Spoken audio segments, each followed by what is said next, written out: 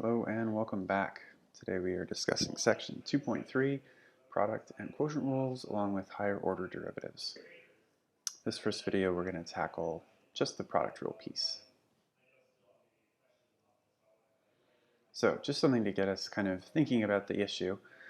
So our quick example asks us to address two very similar looking derivatives. So one of which is an obviously easy to simplify thing first before we take the derivative. And the other is those two component pieces, so x squared and x cubed, broken up into two separate derivatives. So basically our curiosity is the following. Are these two numbers equal? That is, does this product right here get ignored by the derivative and let us take the derivative of one thing and the derivative of the other separately? We know it does this if one of them is a constant. If this was 5 times x cubed instead, we'd be in business. We could pull that constant out, no problem. But the curiosity is, can we do the same thing if each of these has variable components?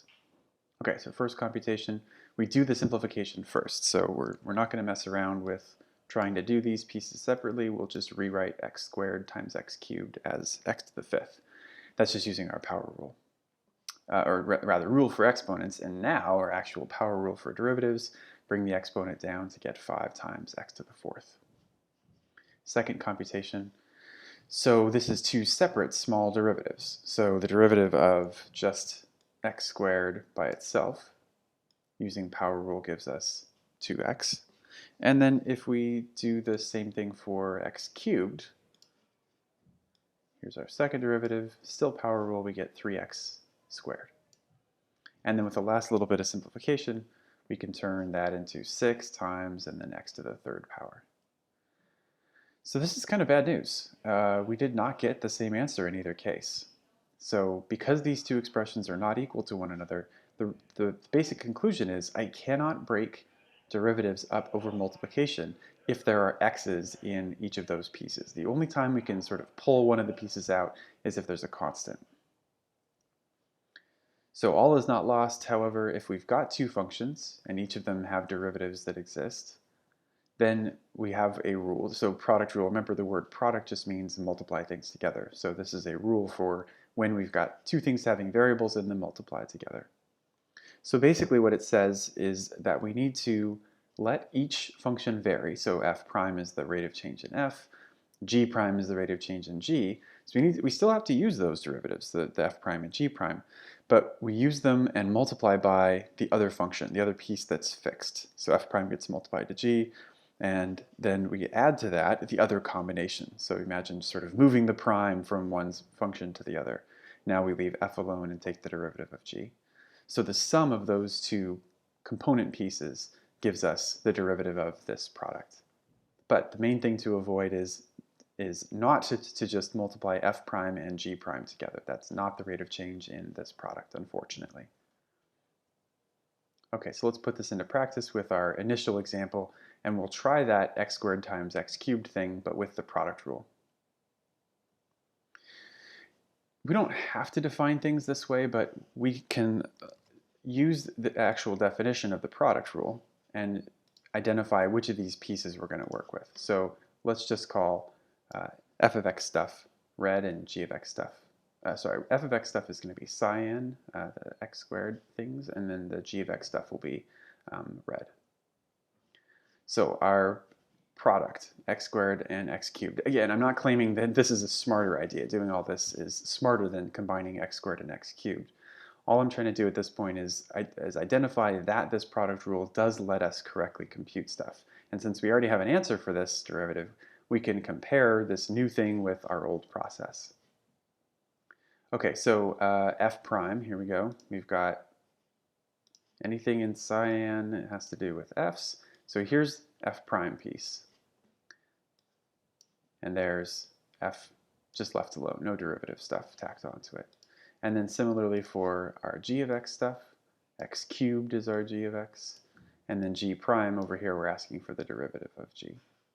So this is just our product rule theorem, basically. So we've taken, and we're getting a little bit more familiar with this, but we're taking what is a more complicated derivative that we have trouble with and breaking it into, in this case, two smaller component derivatives that are easier for us to figure out. So this d dx, again, is just a set of instructions. It says take the derivative of whatever's to the right of me. So derivative of x squared, using power rule, gets us to 2x. And the derivative of x cubed, the only other derivative that's part of this expression, derivative of x cubed, again using power rule, is 3x squared. So since we've computed both of the derivatives that we were asked to in this previous line, all the calculus stuff is done here. The only thing that's left is to combine like terms and add exponents if possible. But if you notice, this is 2x to the fourth, and this ends up being 3x to the fourth, so they actually are like terms. They combine to give 5x to the fourth. And very comfortingly, at least for me, I don't know about you, but this agrees with our initial computation when all we did was first combine x squared and x cubed. So if you glance back at our quick example, just rewind a little bit, you should see that this is the same answer. So let's try, that previous example was basically just to prove that product rule doesn't give us something that's wildly inconsistent with what we've seen so far. Now let's actually try it in a situation where we're just identifying product rule as the thing to do from the beginning. Okay, so we're going to say that demand for some basic model smartphone looks like this. This is how many D1,000 phones get sold when we charge P $100 per phone. And the actual task for us is to figure out at what rate is revenue changing with respect to price. Now, I don't have a revenue function just yet, but we can get one. So revenue, if you recall, is going to be built out of component pieces here. And in general, it looks like how much we sell times the unit price. So in this case, we have a unit price of P, and we have a quantity sold of this demand function. This phrase, with respect to, it comes up with derivatives more and more frequently as we start to look at more complicated inputs. With respect to price just means that we're taking the derivative. So if we had to write this as some kind of our derivative operator, instead of ddx or ddt or something, p is the input variable. That's all it's really telling us to do. And what we're supposed to do is eventually figure this out when charging $200 per phone. So that sounds like a unit price, and it is. The only thing we have to be careful about is that P is already in hundreds of dollars. So $200 per phone is actually P equals 2. Okay, so the first task in front of us, though, if I want a rate of change in revenue, I probably ought to have a revenue function. So that's our initial task. So we've got P times demand, unit price times quantity demanded.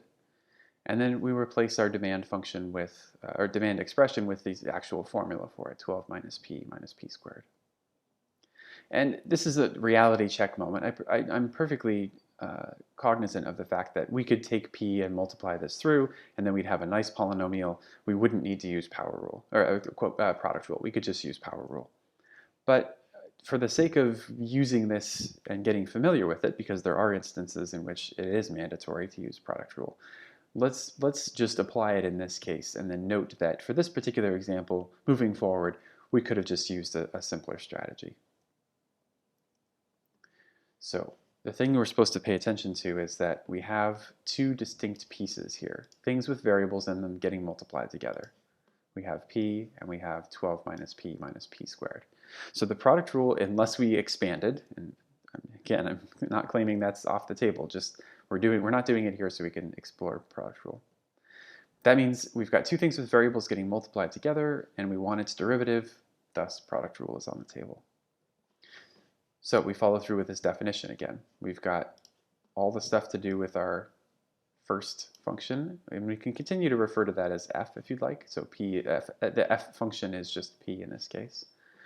And so those are all the pieces that have to do with f, either f prime or just the function itself.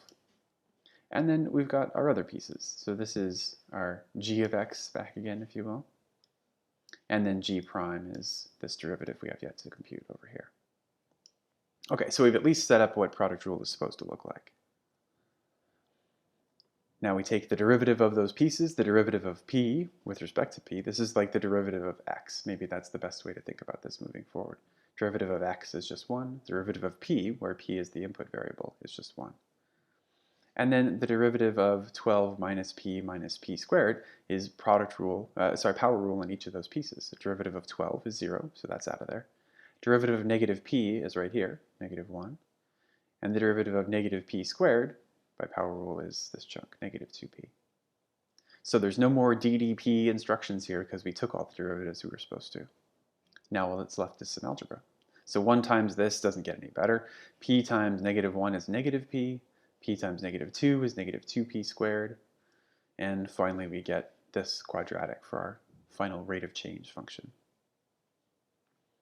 But we aren't done because what we really wanted was to evaluate this at a particular value. We were supposed to figure this when we had a unit price of $200. And again, recall that because the units on P are already hundreds of dollars, we really just want P equals 2. So R prime of 2 takes our revenue derivative function, plug in 2, and we get negative 4 out of there. The units on this are a little bit worse than what we might generally expect, but still manageable. So at a unit price of $200, this is our interpretation piece. Again, remember that being able to interpret the result of a derivative is one of the most important skills that we can build here. At a unit price of $200 per phone, revenue is decreasing. The decreasing is because of the negative. So just the fact that this is going downhill is what implies that we're decreasing. And then the actual rate, it just looks like 4, but when we pay closer attention to units, remember that demand was in thousands of phones, and that P was in hundreds of dollars per phone. So actually, the units on revenue are hundreds of thousands of dollars. So when we see negative 4, we're actually saying a decrease of $400,000. And then here's our units on P back again, our units on input. $100 increase in phone price. So although it's a little more complicated than our typical interpretation, that still fits the template. At a unit price of, there's our input, revenue is the function that we're studying, it's decreasing because its derivative is negative, and then the units on revenue are a little worse than normal, but it's still possible for us to trace this through. So units on output per unit on input. There's our derivative interpretation. So that's it for product rule. We'll be back in the next video for quotient rule.